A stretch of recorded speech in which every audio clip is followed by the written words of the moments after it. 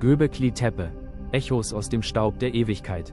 Bevor die Zeit einen Namen hatte und noch bevor der erste Stein der Pyramiden behauen wurde, atmete ein Hügel in der Einsamkeit in Anatolien in der Türkei bereits Geschichte. In einer Landschaft, die heute karg und staubig wirkt, dort am Rande des fruchtbaren Halbmonds, liegt ein Geheimnis vergraben, das unser gesamtes Verständnis über den Aufstieg der Zivilisation ins Wanken bringt. Dort, am Göbekli Tepe, dem bauchigen Hügel, stehen steinerne Wächter in die Ewigkeit gerichtet. Es sind gigantische, T-förmige Pfeiler, die wie stumme Gottgestalten im Kreis verharren.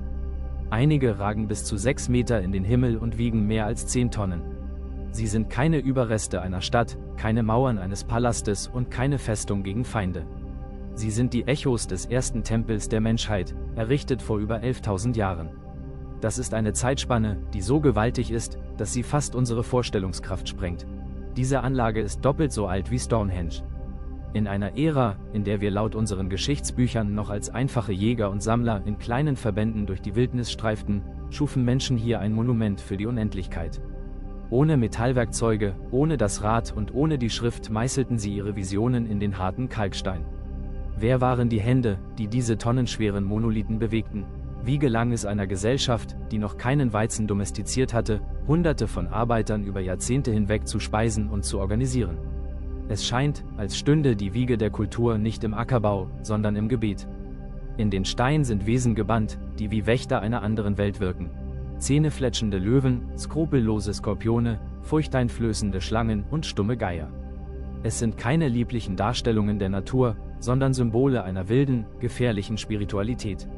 Manche Pfeiler tragen Reliefs von Armen und Händen, die sich um die steinernen Körper legen, gehalten von verzierten Gürteln, fast so, als seien die Steine selbst versteinerte Ahnen oder Götter, die über das Schicksal der Lebenden wachten.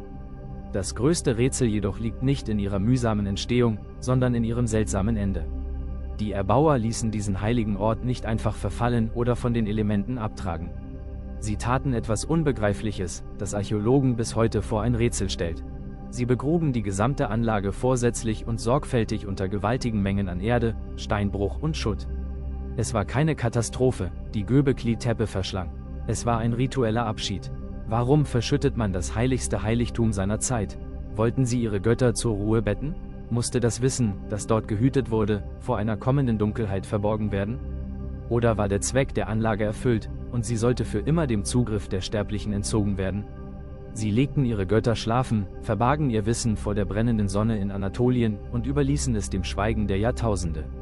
Über 10.000 Jahre lang ruhte der bauchige Hügel ungestört unter dem Staub der Zeit, während Imperien aufstiegen und fielen und die Menschheit das Schreiben, das Rechnen und das Reisen zu den Sternen lernte. Wir haben die Steine nun geweckt. Wir haben den Schutt entfernt und blicken in die Gesichter der steinernen Wächter. Doch während wir ihre Maße nehmen und ihre Symbole katalogisieren, entgleitet uns der Kern ihrer Wahrheit. Die Steine stehen wieder im Licht, doch ihre wahre Botschaft bleibt bis heute tief unter dem Staub der Geschichte verborgen. Ein Flüstern aus einer Zeit, als die Götter noch neu waren.